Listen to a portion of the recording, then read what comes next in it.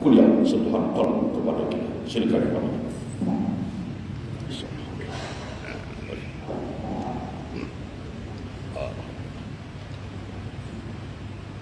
Assalamualaikum warahmatullahi wabarakatuh. Alhamdulillah rabbil alamin. Wassalatu wassalamu ala asyrafil anbiya'i wal mursalin sayyidina Muhammadin wa ala alihi wa sahbihi ajma'in. Subhanaka la ilma lana illa ma 'allamtana innaka antal alimul hakim. Wa la hawla wa la quwwata illa billahil aliyyil azim. Qala rabbi shrah li sadri wa yassir li amri wahlul 'uqdatam min lisani yafqahu qawli. Qala Rasulullah sallallahu alaihi wasallam, man umira 60 sana atau 70 sana faqad udhira ilaihi fil umr. Wa qala Nabi sallallahu alaihi wasallam, man tala umruhu wa hasuna amaluhu.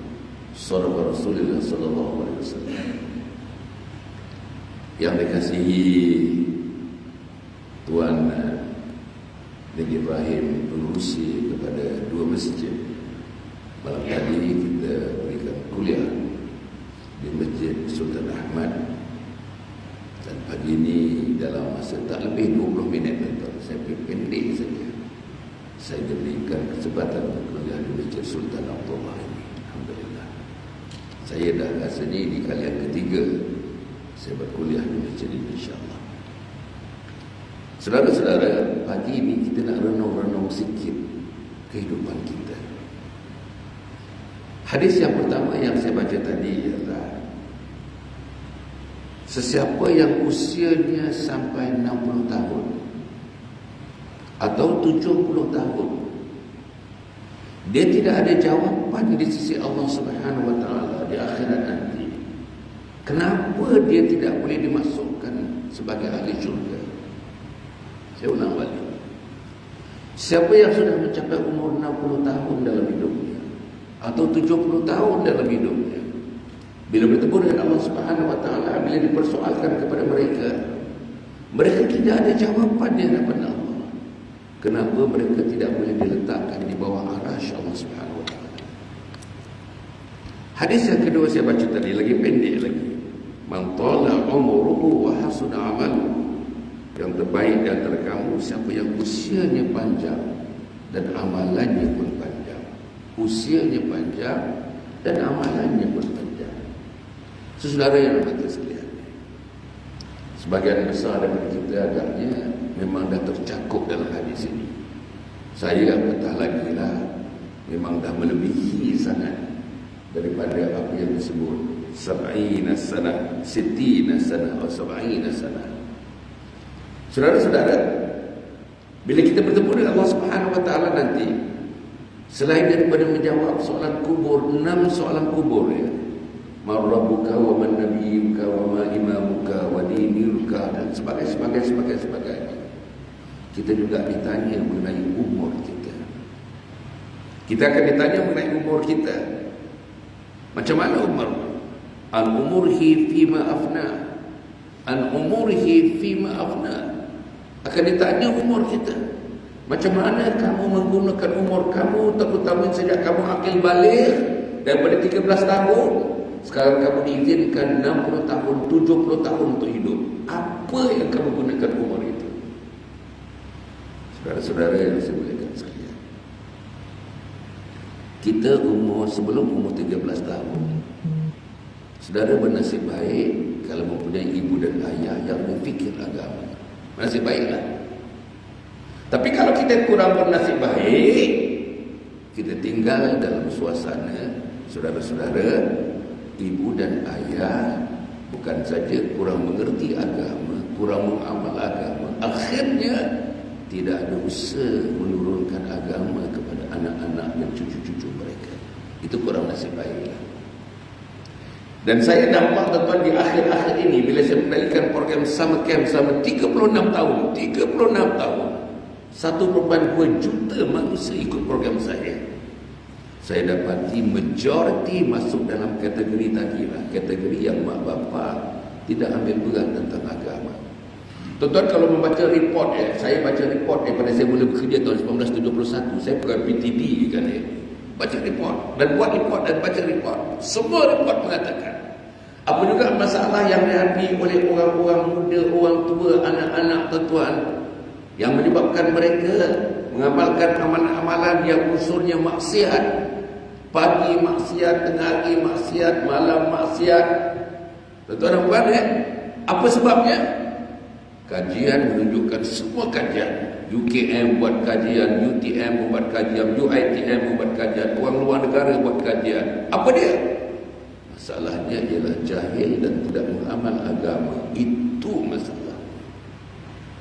Saudara bacalah mana-mana report. Saya dah baca mungkin 20 report, lebih daripada itu, yang membantu saya buat PhD thesis satu masa lalu. Semuanya mengatakan the first problem is why?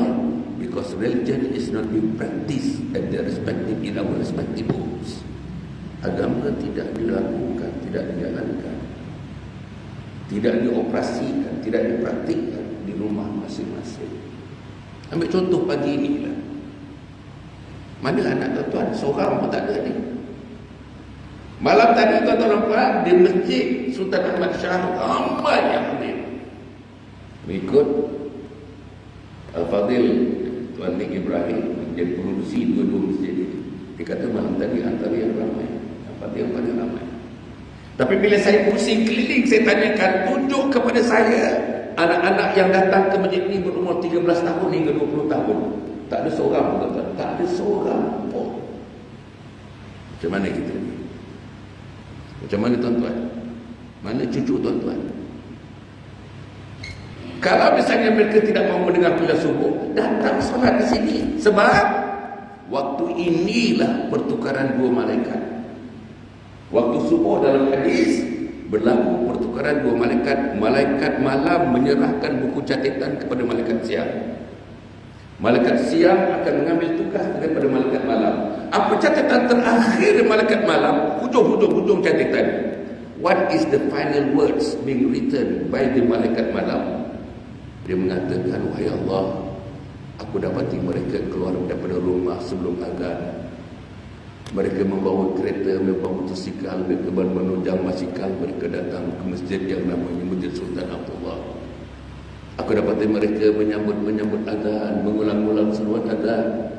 Aku dapati mereka rukuk dan sujud menaikkan sembahyang 2 rakaat, sembahyang sunat subuh 2 rakaat. Yang kau ganjari mereka dunia dan seisi-isinya. Aku dapati mereka mengikuti imam di belakang imam dengan bacaan imam yang begitu baik tadi. Dan sebab itu mereka dengan tunduk dengan sabar menunggu kuliah subuh sedikit yang disampaikan oleh Kuala Lumpur, orang Kuala Lumpur Hasan Ali. Itu catatannya.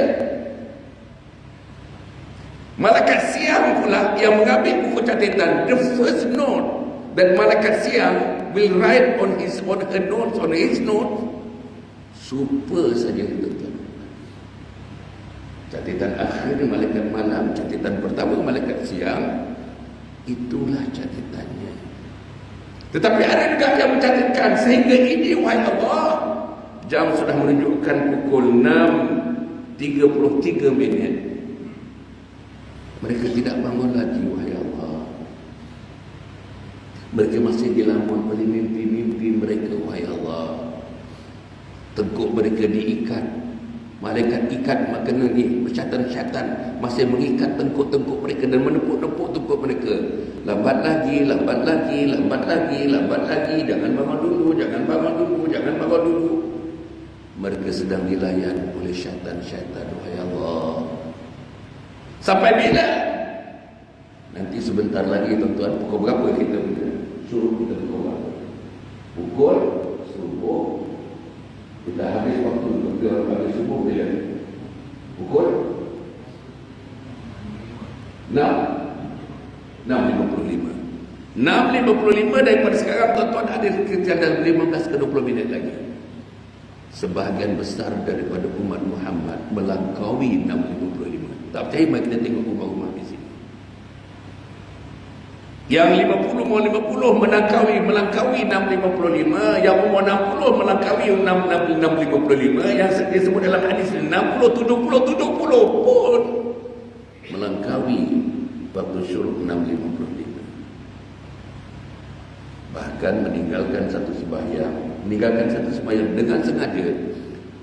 Al-ahdul ladzi bainana wa bainahumus salah faman tarakaha faqad kafar. Janji setia Allah kepada makhluk yang diciptanya namanya insan, dan itu diikat oleh salat. Siapa yang meninggalkan salat dengan sengaja, puan-puan, maka telah kafir terang-terang lagi. Berapa banyak kafir pagi ini, tuan-tuan? Tetap kita percaya. Di rumah kita ada tak kafir? Ada. Dalam masyarakat kita ada tak kafir? Ada. Dalam komuniti yang besar di jangka ni ada tak kafir? Ada. Hari-hari. Subuh kafir, zuhur kafir, asar kafir. Dah maaf tuan-tuan, bukan saya kafir mengkafiri, ini hadis. Kafir ni banyak gradation. There's a lot of gradations of kafir. But the word kafir is being used for this hadis. Sebab itu we have got to be wary tentang perkataan kafir. Mungkin tidak kafir akidah, mungkin tidak kafir akidah. Kan saya kasih banyak gradation of kafir. Tapi perkataan kafir digunakan sudah cukup untuk meremangkan bulu roma kita kerana kita takut kepada Allah. Kalau kafir itu ditujukan kepada kita. Saudara, anak kita pun bangun pagi ini, alhamdulillah. Anak yang tidak bekerja, anak yang masih ada rumah, anak perempuan yang tak bekerja ada di rumah. Pagi ini saya pernah pergi tempat tu, bangunan bara, kita nak makan roti canai gebu namanya. Saya nak pergi nanti. Makan roti canai dengan mak, dengan ayah pagi ini, tuan-tuan. Makan roti canai depan anak, dua orang anak yang tak bangun pagi ini. Tak tanya pun. Ayah mama pergi ke masjid tadi. Kau tak pergi, ayah tahu. Tapi kau bangun kau berapa? Tadi kita nak makan roti canai ni. Ayah ketuk pintu, mama ketuk pintu. Dah pukul 7.30 kau tak bangun lagi. Macam mana tuan-tuan?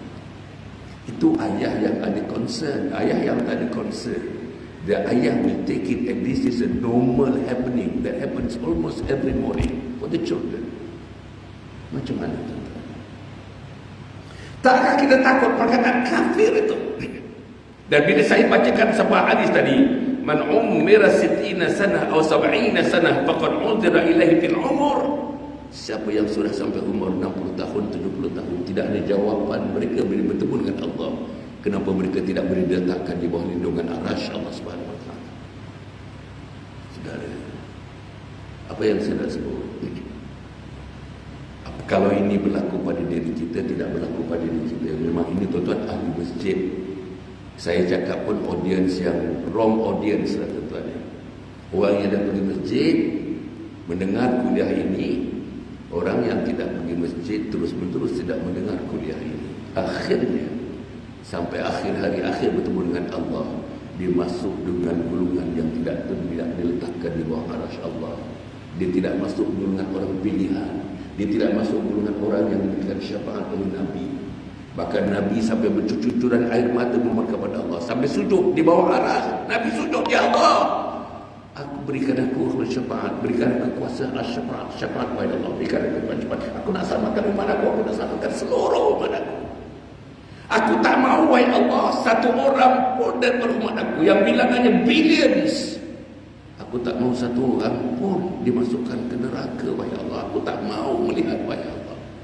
Aku tak bersedia melihat. Aku tak bersedia mendengar jeritan-jeritan mereka di neraka. Begitulah sayangnya Nabi kepada kita. Begitulah sayangnya Nabi kepada anak kita. Begitulah sayangnya Nabi kepada anak saudara kita. Begitulah sayangnya Nabi kepada anak teruna kita. Begitulah sayangnya Nabi kepada cucu-cucu dan cicit-cicit kita. Tapi kita sayang dengan anak.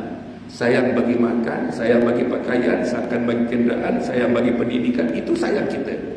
Tapi kita tidak bagi agama kepada anak kita. Nabi sayang kepada kita. Nabi tak bagi duit kepada kita. Nabi tak bagi tanah kepada kita. Nabi tak bagi harta kepada kita. Nabi tak bagi dunia kepada kita.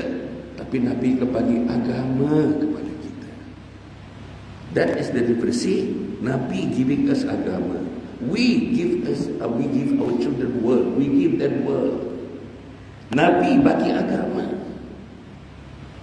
Tuan-tuan kena pilih, puan-puan kena pilih sekarang ni. Selepas mendengar kuliah ini, nak bagi anak kita ke, nak bagi tanah ke, nak bagi ladang ke, itu kena bagi. Tapi itu kurang penting. Yang penting nak berjumpa dengan Allah ialah bagi agama, bagi akidah, bagi syariah, bagi akhlak, bagi sayang kepada Allah, bagi sayang kepada Nabi, bagi sayang kepada umat, bagi sayang kepada mak, bagi sayang kepada ayah, bagi sayang kepada jiran tetangga, sahabat andai, dan akhirnya bagi sayang kepada dirinya sendiri.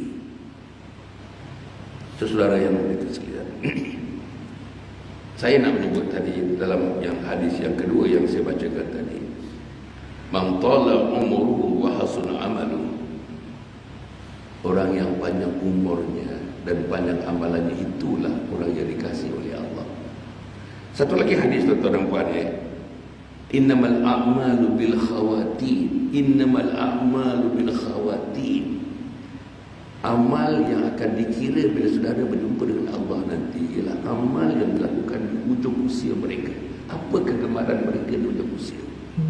Kalau kegemaran mereka di ujung usia memancing, sampai umur 70 memancing juga, tinggal zuhur pasal memancing.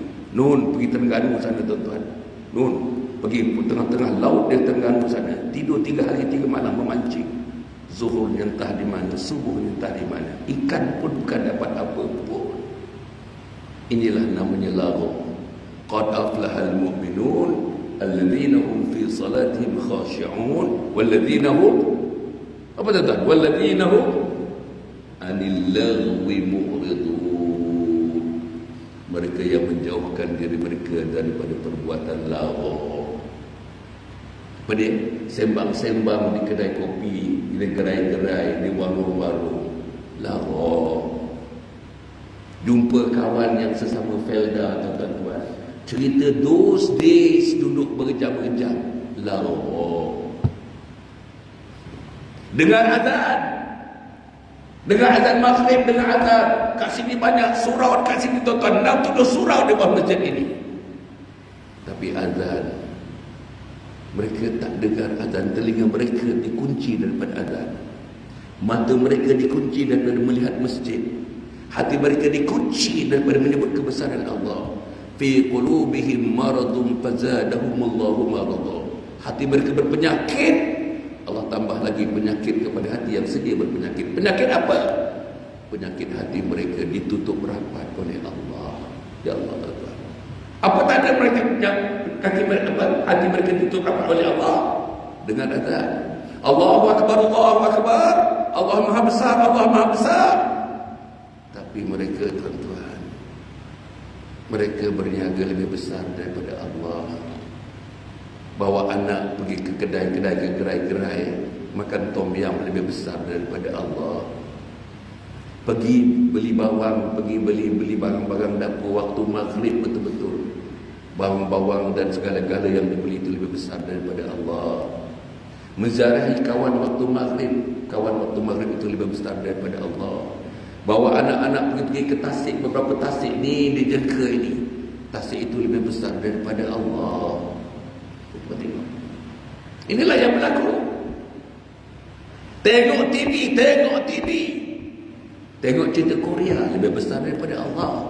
Tengok Hindustan lebih besar daripada Allah. Tengok drama, buka TV 1 drama, buka TV 2 drama, buka TV 3 drama, buka Astro drama. Sekarang ni tuan-tuan, TV ada 1001 channel, 1001 channel. Channel sport saja, tuan-tuan, ada 37 channel sport yang kita boleh pergi. Sports.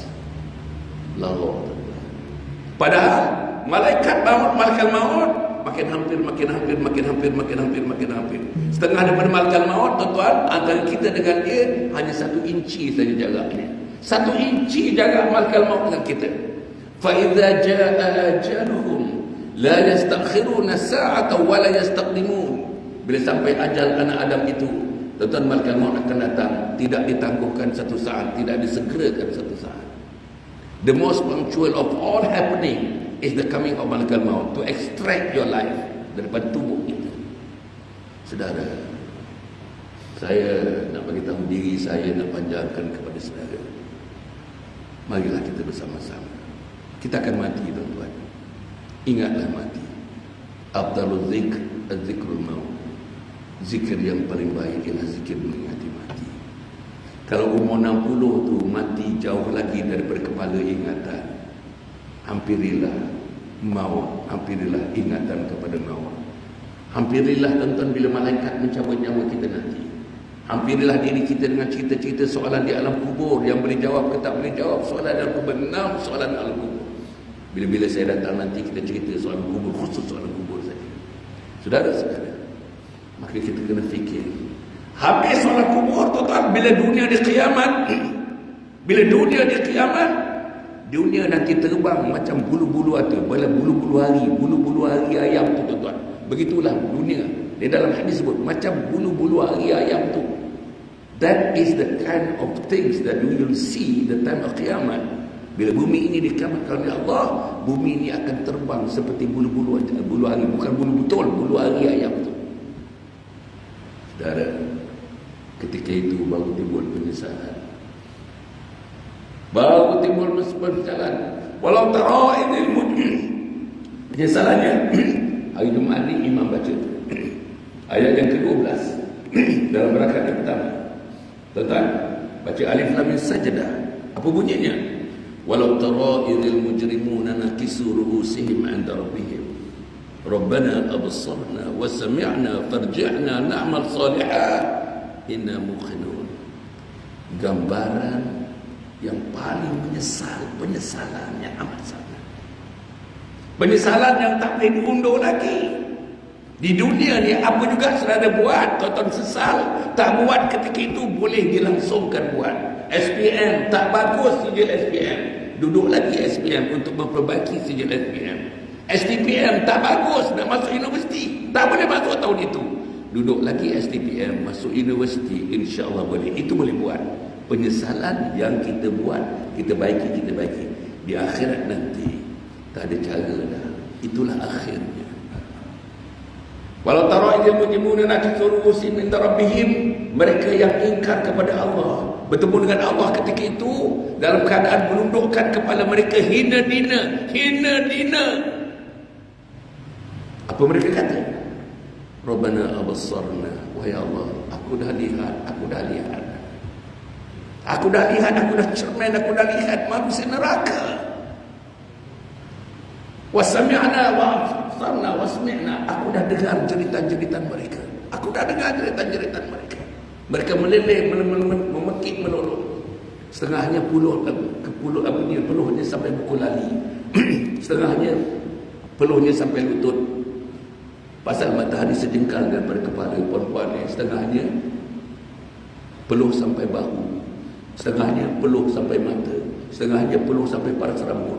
Setengahnya memekik melulung, berenang dalam lautan peluh. Tuan-tuan, yang tak datang masjid pada pagi ini, yang terus-menerus tak datang masjid pagi ini, mungkin inilah calon yang berenang di lautan peluh. Isteri yang tak dididik agama, dah kahwin 37 tahun, inilah bakal suami isteri yang berenang di lautan peluh. Anak-anak cucu yang tidak dididik, inilah bakal generasi yang dipilih untuk berenang dalam lautan peluh ni di pada mahsyar nanti. Saudara, jangan bayangkan, tuan. We don't have the mental capacity to imagine how bad things will be. Kita tak boleh imagine. Tak ada gambaran manusia, tak ada bahasa manusia yang boleh menggambarkan syurga dan neraka, in particular neraka. Tak ada gambaran. Satu ulas api neraka tembus kepada bumi. Katakanlah ada bumi sekarang, satu ulas saja. Satu ulas, tuan-tuan. A speck of hellfire, satu ulas kecil. Jatuh dalam bumi ini, seluruh bumi menjadi padang darah, padang terkubur. Ya Allah. Sementara syurga pula, bau syurga, tuan-tuan, bau syurga boleh dihidup lebih daripada 100,000 batu daripada itu. 100,000 batu kiraan akhirat. Batuan kiraan akhirat boleh dihidup, wanginya syurga. Saudara, akhirnya saya ingin menutup dengan mencadangkan 2-3 perkara kepada saya, kepada tuan-tuan yang saya sayangi. Kalau saya tak sayang, saya tak tutup majlis ini dengan apa yang saya dah berikan ini. Saya sayang tuan-tuan, tuan-tuan sayang saya. Saya sayang umat. Isteri tuan-tuan bukan isteri saya, tapi atas nama isteri umat, saya sayang isteri tuan-tuan. Saya sayang suami tuan-tuan. Saya sayang anak tuan-tuan. Begitulah kesayangan Nabi kepada umatnya, umat Muhammad sallallahu alaihi wasallam. Nabi sayang kita ni tak ada tuan-tuan, tak ada. No match, no comparison. Sayangnya Nabi kepada kita, umat Muhammad sallallahu alaihi wasallam. Tapi kami tak sayang Nabi, kita tak sayang Nabi. Kita lupa Nabi. Saya nak bagi tahu tuan-tuan, puan-puan yang dah kahwin 30 tahun, berapa kali suami cerita tentang Nabi, sebut nama Nabi kepada puan-puan. Tuan-tuan perempuan fikir sajalah. Berapa kali tempat suami kita balik daripada khutbah Jumaat ini cerita dengan kita mengenai khutbah mengenai Maulid Rasul, cerita mengenai Maulid Rasul kepada tuan-tuan, puan-puan masa makan dengan anak-anak. Saya fikir tak ada puan-puan, tak ada. Tak ada. Itulah yang berlaku. Maka sebab itu tuan-tuan, 2-3 perkara. Pertama, yang nak dijaga anak-anak ini. Saya ada pengalaman dah. Pasal saya tulis buku tuan-tuan, saya tulis 40 buku. Kebanyakan buku saya tentang keluarga. Buku saya dulu yang 40 tahun dulu saya tulis, ada satu nama bukunya Pendidikan Alam Rahim. Buku tu saya tulis Ustaz, namanya Pendidikan Alam Rahim Ustaz. Bila janin masih ada dalam perut ibunya, sudah ada pendidikan. Kena banyak baca surah Yusuf antaranya, surah Baqarah antaranya, surah Ali Imran antaranya. Waktu isteri kita mengandung umur 4 bulan, mengandung 5 bulan, 6 bulan apa surahnya. Semuanya ada Ustaz. Saudara, apa yang saya nak sebut? Yang pertama, marilah kita insya-Allah berazam pada pagi ini. Tuan-tuan memang dah berazam, saya tahu. Dan perempuan bukan orang yang patutnya mendengar siaran ini, mendengar kuliah ini. Pertama, kita kena struktur balik keluarga kita. Struktur balik keluarga kita yang selama ini keluarga kita tidak berlandaskan agama dalam kehidupan harian. Mesti selepas ini agama adalah landasan utama keluarga kita. Makan atas agama, minum atas agama, berjalan atas agama, pakaian anak-anak perempuan atas agama, pakaian maknya atas agama, cakapnya atas agama, lidahnya atas agama, matanya atas agama, mulutnya atas agama, telinganya atas agama. Kita kena buat. Itu yang pertama. Yang kedua, yang saya tengok, tak semayang, tuan-tuan, tak semayang. Tuan-tuan beberapa minggu yang lepas dan juga 5-6 tahun yang lepas, saya dengar benda yang sama daripada ustaz-ustaz selebriti semua. 90% rakyat Malaysia yang Muslim ni tidak menunaikan sembahyang secara yang betul. 90% tidak menunaikan salat cara betul. Tak salat pun tak salat cara betul. Tak faham rukun salat, tak faham rukun salat pun tak cara yang betul. Tak faham rukun qalbi pun tak cara yang betul. Tak faham rukun qauli salat pun tak mempunyai cara yang betul. Tak faham rukun fi'li pun dalam salat, tak faham salat cara yang betul. Saudara, semalam Ustaz bagi tahu saya, Ustaz Nik Ibrahim, dia hadir satu majlis 100 orang lebih, qari-qari, imam-imam tentang orang-orang ahli Quran, menghadiri satu majlis namanya Tahsin Quran, Tahsin Al-Quran, memperbaiki Al-Quran.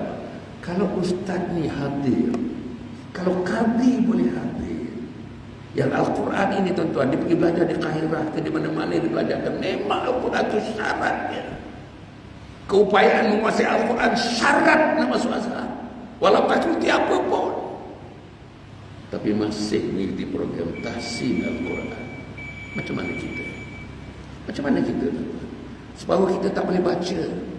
Ada kawan saya tuan-tuan, Kawan saya ni wanita, Ustaz. Dia dapat master's degree dalam Al-Quran daripada Azhar University, Ustazah. Saya tak boleh sebut nama dia lah.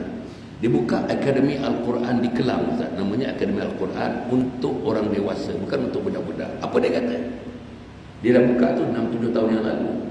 Yang datang umur 60-70 tahun, setengahnya sebagian besar huruf pun tak kenal.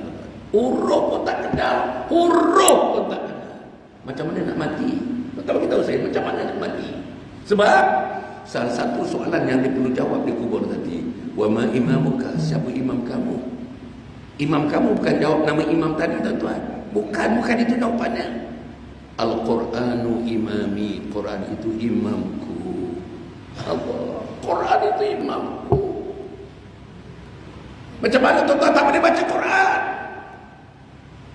Saya ada pengalaman peribadi. Orang yang gaji 67 tahun bersama dengan saya dalam kursus 5 hari, tuan-tuan, di satu resort. Bila dah 2-3 hari itu dah familiar dengan kita, kita main-main dengan dia. Senang orang korporat yang mudah, tuan-tuan. Dia truthful, dia sincere. Apa dia kata? Cuba bukakan Quran. Apa doktor? Saya dah tengok, saya boleh baca ke tak boleh baca? Bukalah Quran. Buka Quran, surah yang terakhir, surah yang 114. Saya nak berhenti dah. Surah 114, tuan-tuan dan puan, surah An-Nas. Saudara, saya pun baca lah. Saya baca dan depan dia minta ditunjuk. Alladhi waswisu fi sudurin nas. Cik Man, tunjuk di mana? Tak boleh tunjuk, tuan-tuan. Gaji 67,000. Serius? Tak boleh tunjuk. Alladhi waswisu fi sudurin nas. Artinya dia tak kena huruf. Setengahnya bagi tahu saya, tuan-tuan, umur 57 tahun. Saya dah tak pernah tengok Quran. 23 tahun tak pernah tengok Quran. Can you imagine, tuan-tuan? 23 years has never seen Al-Quran. Has stopped seeing Al-Quran. Macam mana? Macam mana nak mati ni? Nak mati ni macam mana? Nak mati ni. Yang hafaz Quran pun mati tak semestinya syurga. Yang hafaz Quran tak semestinya syurga. Apalagi yang tak boleh baca Al-Quran langsung. Ramai tak boleh baca Al-Quran. Tak percaya, tuan-tuan? Panggil imam kat sini tadi, imam bacaan yang baik ni, panggil imam masjid Bani Ahmad tu, pun bacaan dia sangat baik. Memang tadi, tuan-tuan, panggil dua orang ni, kita, tuan-tuan, kita semak bacaan Fatihah. Jangan banyak-banyak bacaan Fatihah, semak bacaan Fatihah. Saya rasa 90% tak lulus. 90%. Saya yakin 90% tak lulus. Saya yakin. Tak percaya, mari kita buat. Makhrajnya lari, tajwidnya lari. Okey, yang kedua, yang ketiga. Yang ketiga, saudara, mulai daripada sekarang, puan-puan dan suami-suami menggunakan kuasa-kuasa perlu yang ada kepada kita. Yang itu ayah saya guna untuk saya, dan saya guna untuk anak saya. Apa kuasa-kuasa perlunya? Sebagai seorang ayah, saya akan menentukan perjalanan keluarga ini menuju akhirat. Sebagai seorang ayah, keluarga kita ini berjalan menuju akhirat. Itu kuasa saya. Dan untuk itu, salat jangan tinggal. Salat. Kalau ayah tahu kau tinggal selepas ini salat, ayah dah bagi tahu 4-5 kali, rumah ni ada 2 pintu. Di depan ada pintu, di dapur ada pintu untuk keluar daripada rumah ni. Kau pilih pintu mana yang kau nak keluar. Kau keluar, jangan balik-balik. Kau balik setelah kau sujud rukuk menyembah Allah. Betul, serius, tuan-tuan. Very serious. Macam mana? Zaman Sayyidina Umar tak sembahyang, ni bunuh, tuan-tuan. Bunuh, minta maaf saya cakap ni, bunuh. Macam mana tuan-tuan boleh minum pagi dengan anak yang kita tahu tak sembahyang pagi ni? Tak sebut apa pun, tak sentuh apa pun, tak komen apa pun, tak marah apa pun, tak tunjuk emosi apa pun. Nombor 4, perempuan, selepas ini, antara banyak-banyak waktu ni, biasanya hidayah diturunkan waktu subuh. Biasanya. Of all the waktu tu, the stage of times tu, hidayah diturunkan waktu subuh. Saudara, Nabi Muhammad, para sahabat utama Nabi, tak pernah tinggal masjid, never. Nabi has not even one day tinggalkan masjid. Abu Bakar, Umar, Osman, Ali tak pernah tinggalkan masjid. Zaid bin Thabit tak pernah tinggalkan masjid. Abdul Rahman ibn Auf tak pernah tinggalkan masjid. Orang-orang yang kaya-raya Abdul Rahman Ibn Auf ni, kunci kekayaannya tuan-tuan, kunci kekayaan Abdul Rahman Ibn Auf dibawa oleh 3 ekor. 3 ekor kuda bawa kunci kekayaan stor Abdul Rahman Ibn Auf. Tapi tak pernah tinggal masjid, tak pernah tinggal masjid, tak pernah tinggal masjid. 10 orang yang dijanjikan syurga, antara yang terakhir nombor 10 itu Abdul Rahman Ibn Auf. Pasal apa tuan-tuan? Dia bila nak Rasulullah nak angkat Allahu Akbar, nak angkat takbiratul ihram tu, dia memerhatikan barang dagangannya sedang bergerak daripada belakang masjid. Kerana dia lewat Allahu Akbar, takbiratul ihram bersama dengan Nabi, dia masuk syurga. Memang masuk syurga, dikatakan masuk syurga, tapi antara yang 10 masuk syurga. Saudara, di mana kita? Di mana kita? Baik itu yang kelima tuan-tuan, masjid ni. Subuh bawa anak laki-laki, bawa anak perempuan, bawa isteri, bawa suami, mesti ke masjid, mesti ke masjid. Ayah saya mewajibkan kami 8 orang adik-beradik. Sejak saya berumur 5-6 tahun tuan-tuan ke masjid dah, pagi-pagi mesti ke masjid. As a matter of must. My father could not tolerate anybody at all. Anak bongsu ke, anak sulung ke, dia tak boleh tolerate kalau tak ikut dia bersama ke masjid setiap pagi, tuan-tuan, setiap pagi. Knocking my door setiap pagi. Bangun, masjid, bangun masjid. Ayah saya menggunakan kuasa-kuasa perlu sebagai seorang ayah kepada kami. Saya pun ikut untuk anak saya. Sebab 8 orang juga anak-anak, tuan-tuan. Alhamdulillah. Saya didik anak, tuan-tuan, di tengah kota raya Kuala Lumpur, Taman Tun Dr. Ismail. Apa yang tak ada Taman Tun Ismail? Nak minum bir ni, nak minum whisky brandy ni tuan-tuan, nak minum bir whisky Jerman, ada outlet Jerman dekat Taman Tun dia jaga.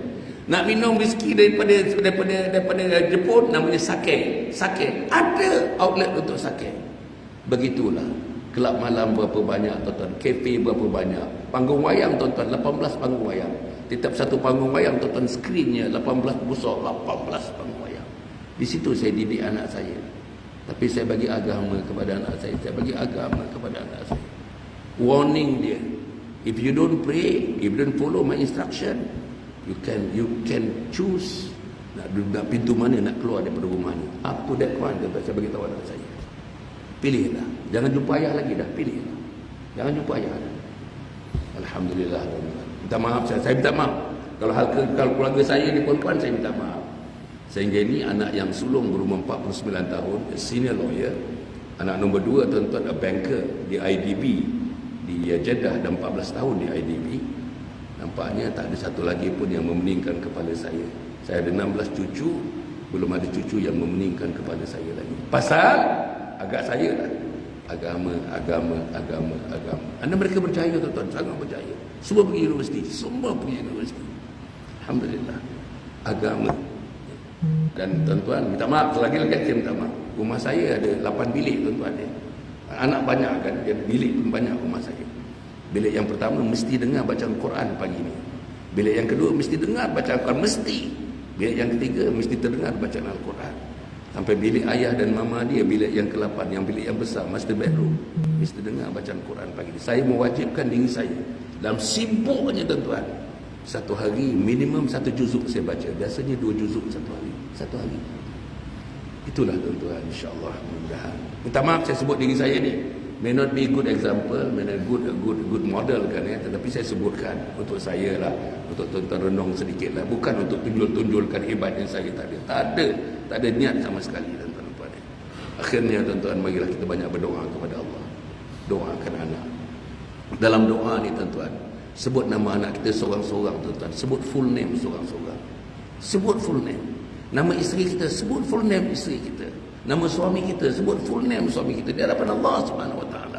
Macam tak akan catat, malaikat akan catat. Ikut apa yang kita sebutkan melalui lidah kita itu disebutkan.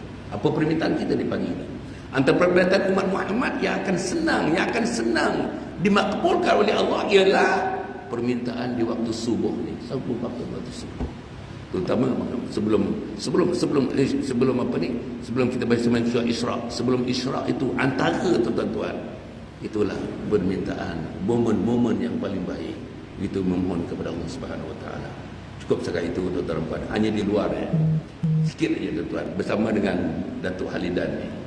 Kami dalam urusan untuk kita mempromosikan wakaf Pahang yang akan diperbadankan, yang sedang berjalan, sebelum perbadanan pun sudah dijalankan di bawah zakatnya, zakat Pahang. Dan kita alhamdulillah instrumen namanya wakaf yang akan menjadi main instrumen. Main, kalau misalnya di Turki, inilah instrumennya. Sampai tuan-tuan puan, ada saya nak sebut sekali lagi. Sampaikan tuan-tuan puan, ada satu yayasan Sulaimaniyah. Yayasan Sulaimaniyah ni tuan, Yayasan Sulaimaniyah di Turki ni, dia ada 10,000 mahatafiz dalam dunia. 10,000 mahatafiz Sulaimaniyah MTS. Mahatafiz Sulaimaniyah 10,000. Bukan satu, bukan dua, bukan tiga, 10,000. Anak saya salah seorang daripadanya sekarang dia dah hafaz Quran, dia pergi buat alim di Turki 3 tahun setengah, sekarang dah masuk tahun yang ketiga dah dia dekat sana, insya-Allah. Dan harapan ayah emaknya hanya sediakan tambang daripada Kuala Lumpur ke Turki, itu saja, tambang balik. Yang lainnya semua all taken care of by Yayasan Sulaimaniyah. Makannya makan hotel 4 bintang tuan-tuan. Asramanya asrama 4 bintang, hotel 4 bintang. Hebat dia Turki tuan-tuan. Kalau tengok macam mana dia punya asrama, macam mana bilik-bilik kuliah dia, aircon, fully aircon. Makanannya ada chef yang ada topi tinggi tu, disediakan itu tuan-tuan. Budak-budak tu smart. Anak saya diberikan 4 kod tuan-tuan, 4 kod. 2 kod musim panas, 2 kod musim sejuk. Free tuan-tuan. Bukan kod yang dibeli-beli daripada kedai-kedai. Tidak. Tempah khas. Penjahit-penjahit tu, tailor-tailor daripada Turki yang sudah menjahit 20, 30, 40 tahun menjahit. Itu yang diberikan kepada budak-budak. Apa dia punya prinsip dia? Asalkan Quran, we must give the best. Asalkan Quran. Penghafaz Quran, the best. Pembaca Al-Quran, the best. Orang yang mentalaah Al-Quran, the best. Tahsin Al-Quran, the best. The best. Quran mesti the best. Kalau Turki tuan-tuan, anak saya lah, kalau tengok dia, Quran ni diletak tuan-tuan, Quran ni diletak di bawah tempat kita duduk ni, di bawah tu, Quran di bawah tu. Anak saya akan ambil Quran tu tuan-tuan, dia cari satu tempat meninggikan Al-Quran. Kalau ada satu ni di atas Al-Quran, dia akan segera ambil ni, dihilangkan daripada Al-Quran. Hormat daripada Al-Quran tuan-tuan. Punyalah hormat pada Al-Quran. Ini didikan mereka tuan-tuan.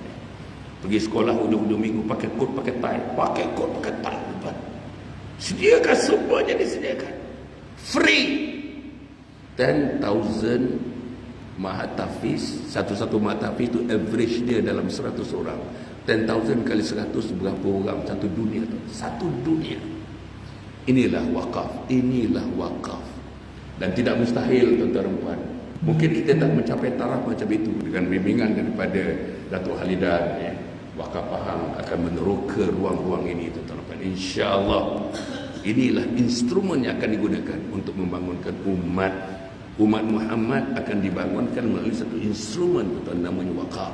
Inilah dia satu-satunya instrumen yang telah dicuba pakai di mana-mana negara Islam, yang menjadikan wakaf ini adalah sumber segala-galanya, sumber ekonomi, sumber pendidikan, sumber sosial, sumber kesihatan, sumber kehidupan daripada wakaf. Inilah yang akan diusahakan dan sedang diusahakan oleh Datuk Halidan bersama orang-orangnya tuan-tuan. Dan saya membantu kerana dengan bantuan Wakaf Pahang, kita akan mendirikan kompleks Anjung Husnul Khatimah di Bentung, di Kampung Lebu, Mukim Mempaga, Bentung.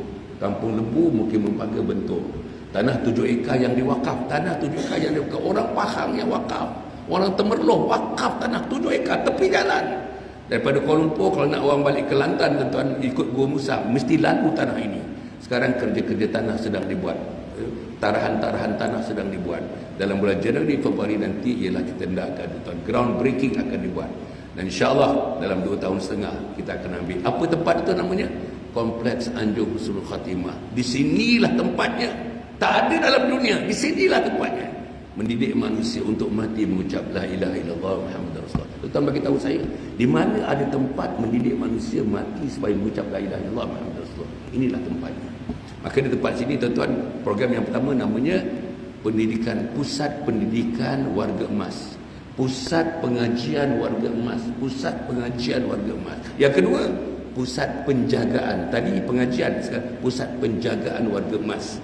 Yang ketiga, kursus pendek 6 modul, 5 modul. 1 modul, 1 minggu, 1 minggu, 1 minggu, 1 minggu. Habis 1 minggu balik, bila-bila lapang datang minggu kedua, datang minggu yang ketiga. Apa nama kursusnya?